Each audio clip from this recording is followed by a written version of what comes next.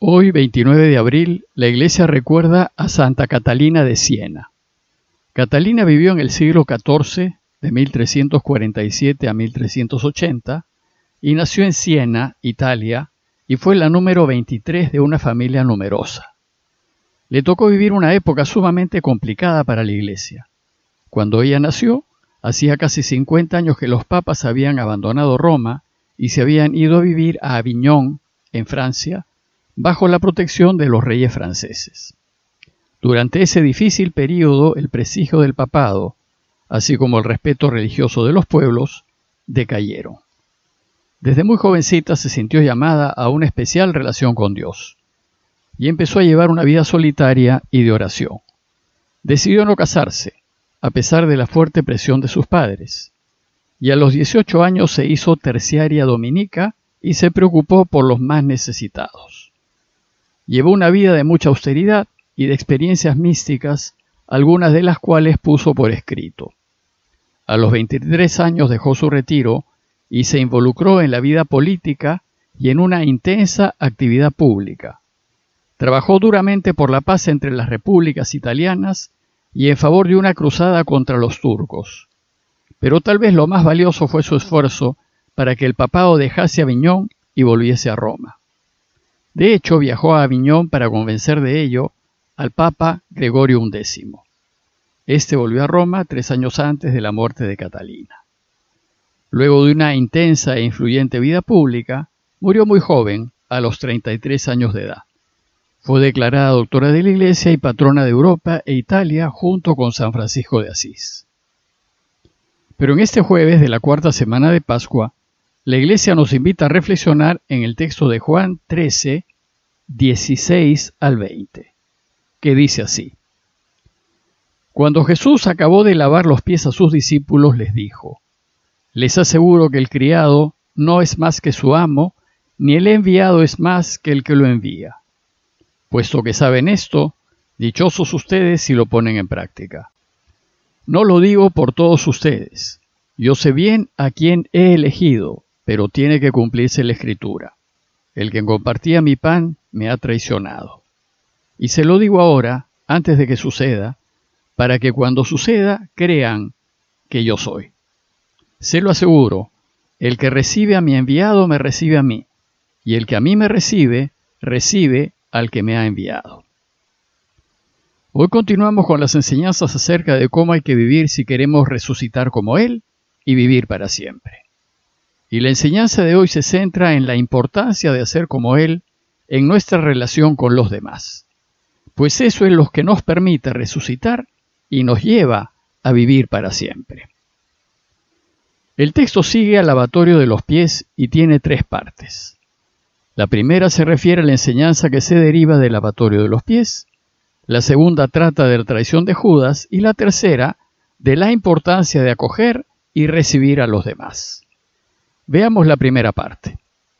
El lavatorio de los pies fue un gesto muy especial que hizo Jesús y que dejó desconcertados a los discípulos.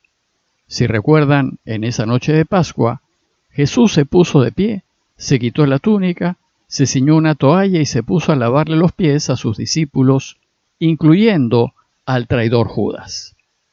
Esto los dejó atónitos, no lo podían creer, pues lavar los pies era una tarea que hacían los esclavos, o en su defecto, la mujer de la casa. Recordemos que en esos tiempos la gente caminaba sin zapatos o con sandalias, y como los caminos eran polvorientos, el lavado de los pies era un gesto de cortesía que se le hacía a todo aquel que llegaba de visita. Por tal motivo, Juan nos relata que Pedro se resistió, y no quiso que Jesús le lavase los pies. No podía creer que Jesús, el Maestro y el Señor, pudiese estar haciendo una tarea de esclavos. Este relato terminó con las siguientes palabras de Jesús. Dijo él: Si yo, el Maestro y el Señor, les he lavado los pies, ustedes también deberán lavarse los pies unos a otros. Les he dado ejemplo para que también ustedes hagan como yo he hecho con ustedes. Y cuando Jesús acabó de lavar los pies a sus discípulos, dice el texto que se puso la ropa y empezó su enseñanza a partir del gesto que acababa de realizar. Y lo primero que les dijo fue: les aseguro El criado no es más que su amo, ni el enviado es más que el que lo envía. Menciona al criado o al esclavo porque la tarea de ellos era lavar los pies a quienes entraban en una casa. Y un criado solo hace la tarea de criado. Nunca el criado hace las veces de patrón o de dueño. Y no lo hace porque no le corresponde, porque es solo un criado, y el criado obedece. Lo lógico en una cadena de mando es que el inferior nunca asuma las tareas del superior. Pero sí puede ser al revés.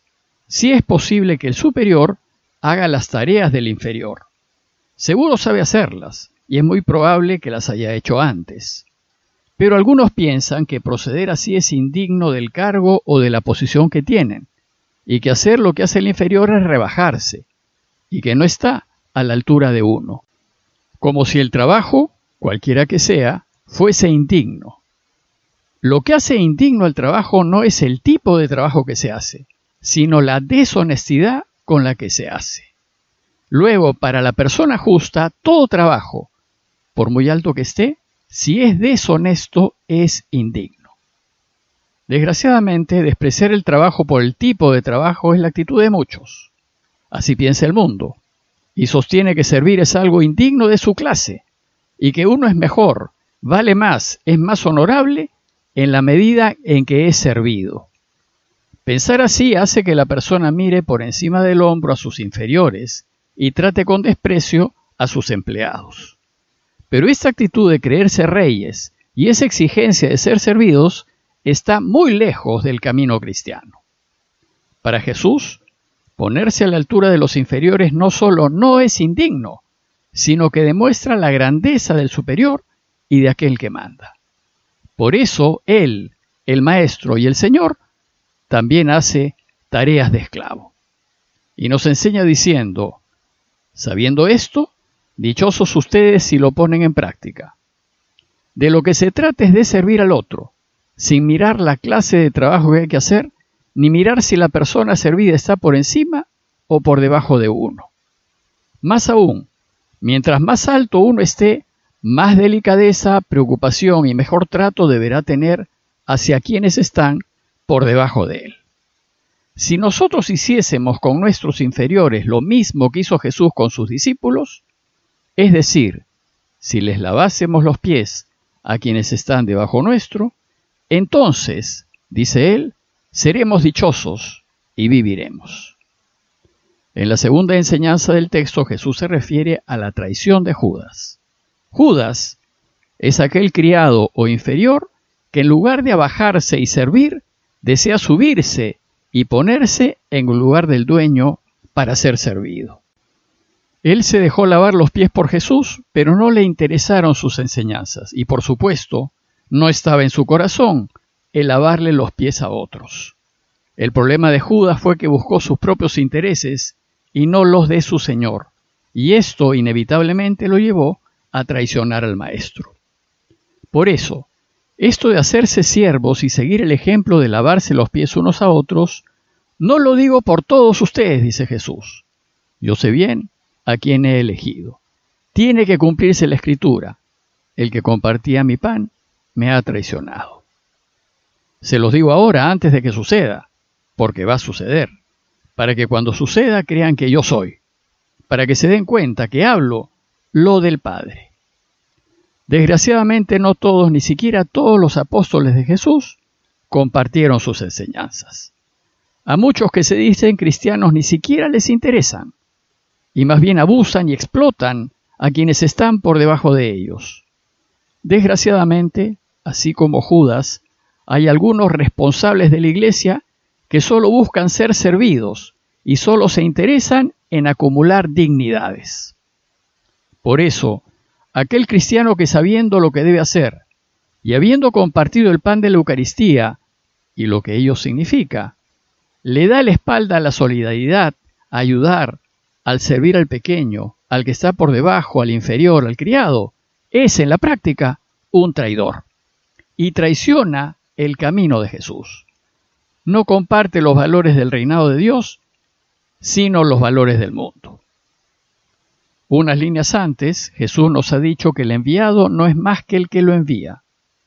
Ahora, en esta tercera parte del texto, concluye su enseñanza diciendo: les aseguro, el que recibe a mi enviado me recibe a mí, y el que me recibe a mí recibe al que me ha enviado. Si seguimos el camino de Jesús, tenemos que acoger, ayudar y servir a quienes consideramos inferiores a nosotros. Debemos recibir y ayudar sin mirar la condición de las personas, que si así hacemos, estaremos recibiendo a Dios mismo. En conclusión, los invito a reflexionar en nuestra relación con quienes nos rodean. ¿Cómo trato a quienes dependen de mí o a quienes trabajan para mí? ¿Lo hago con respeto y poniéndome en su lugar, como lo hubiese hecho Jesús? ¿Mi relación con ellos es como la que espera Jesús? ¿Sirvo a quienes me sirven? ¿Me preocupo de ellos? ¿Hago mías sus preocupaciones y procuro ayudarlos? Pidámosle al Señor su ayuda para que nos dé un corazón como el de Jesús, delicado y sensible, para poder darme cuenta de las preocupaciones y sentimientos de quienes me rodean. Parroquia de Fátima, Miraflores, Lima.